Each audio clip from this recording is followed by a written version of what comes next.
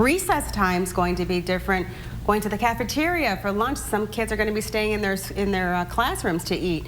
Not being around their friends and touching their friends and just getting in that close contact with a lot of kids love to do. So how do you ease their concerns and help ease their fears and that anxiety in those situations? I would say to kids, things are going to be different this year. It's going to be hard, but it's not forever. So they may really be sad and missing the contact that they have with their friends, because that might be the piece of school that they really enjoy. And so we can name it, we can identify it, we can sit with that sadness and help them understand that this is just a for now situation. This is not going to be how it is forever. But we can get through this until it starts to feel like life again. But it is okay to have those feelings, and parents might expect a little bit of behavior that can come out from that as kids are adjusting to this new normal.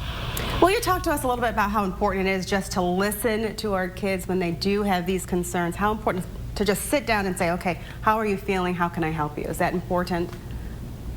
100%, yes. As adults, we've all felt how hard this is to cope with. And so kids need a place to just feel that, to experience it. I have not experienced in my job, if you tell someone will stop feeling that way, that it will just stop. We need to let those feelings breathe a little bit.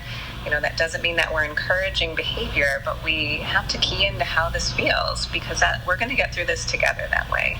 Anything else that we haven't covered, Megan, that you think is very important for us to do as parents to help them through this new normal? One of the things that we can probably rely on in this process is that there will be adjustments as we go. And so I would say to my kid, things are going to change, but we can handle it. Whether that's fully in-person instruction, maybe it's a hybrid model of some in-person and some online, or maybe fully online.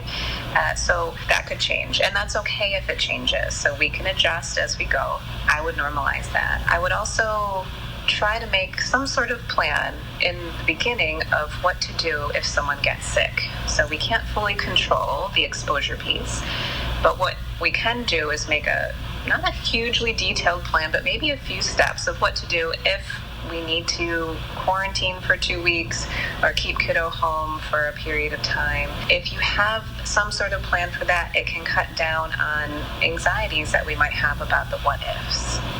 Well, that's great. You've given us some valuable information. Thank you, Megan, for that. Really appreciate you calling in and giving us some tips. Thank you. Great. Thank you. You're welcome.